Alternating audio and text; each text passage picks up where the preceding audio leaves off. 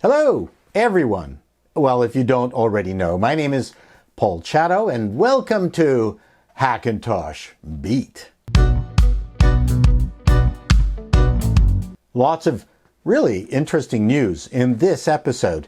Of course, the big news is macOS Monterey version 12.0.1. Should you jump in and update your Hackintosh or wait?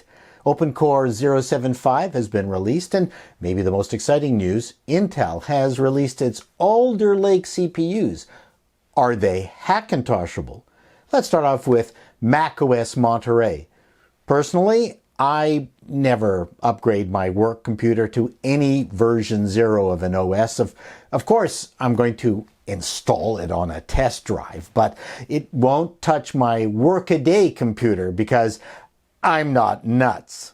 Reading some of my favorite Macintosh and Hackintosh forums, this first release of Monterey is a mixed bag to the point where I won't even be upgrading my M1 MacBook Pro until a revision is released with more stable reviews. Check out Hackintosh.com, one of my favorites. On my Gigabyte Vision G Z490 Hackintosh, I could install it on a separate drive, but it wouldn't boot.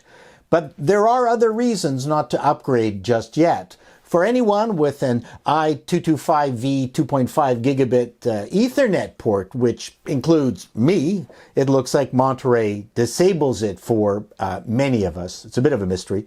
There are also issues with certain Bluetooth Wi-Fi cards.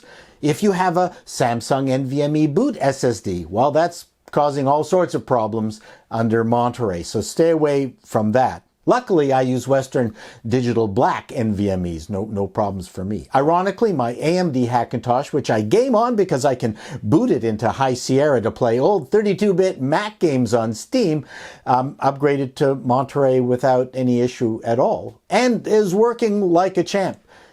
Maybe I should upgrade my Ryzen 3600X to a 5900X and just make that my everyday driver. I'm not too loud. I didn't want to hurt the feelings of my vision. Even with the advent of some amazing new M1 Macs, which I'm sure you've all heard of already, it's nice to have the choice and options Hackintoshing provides. For instance, I upgraded an old H97N i5 4460 that was running Clover and High Sierra from 2018 to OpenCore SM BIOS 15.1 and Big Sur. Suddenly it's got a few more years left on it. My only hiccup was the now mandatory port assignments. But first, I had to patch the ACPI for EHC1 and EHC2 USB host controllers, which, you don't have to do anymore with modern motherboards. Luckily, the OpenCore documentation had a USB fixes section, and I could test using some of the simple terminal commands provided what I needed to patch. It even gave me the patches in a handy file, USB rename.plist. Then I used Hackintool to create the port assignment text. That being said, I did run into a problem when trying to install Big Sur. I got these flashing wireless mouse and trackpad images, which I'd never seen before, and I knew that it had to be an issue with USB not being recognized by the Big Sur installer. It had to do with the XCHI settings in BIOS, a head scratcher when you have to remember your old shit. Highlights from OpenCore 0.7.5 include, and I should add, while I'm reporting on this, I do not claim to fully understand all of this. Any of this?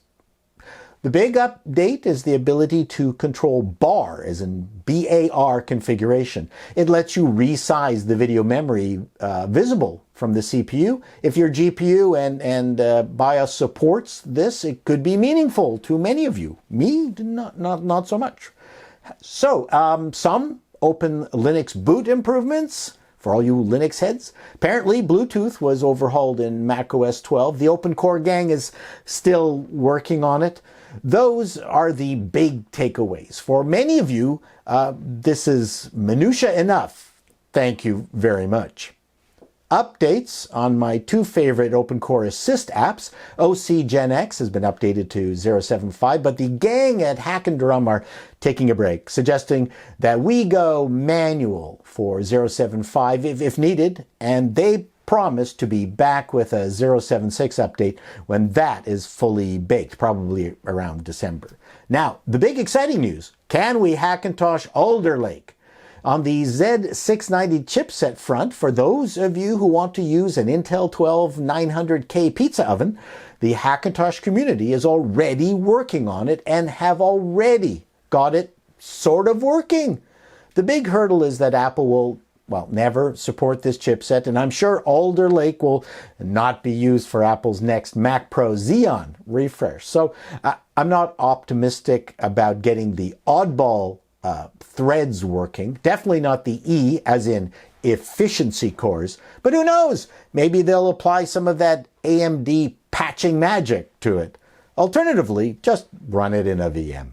Thanks for watching this update. If you enjoyed this, if you enjoy this stuff, make sure you subscribe, like, and tell your friends, especially if you don't like them. Till next time, denizens, be seeing you.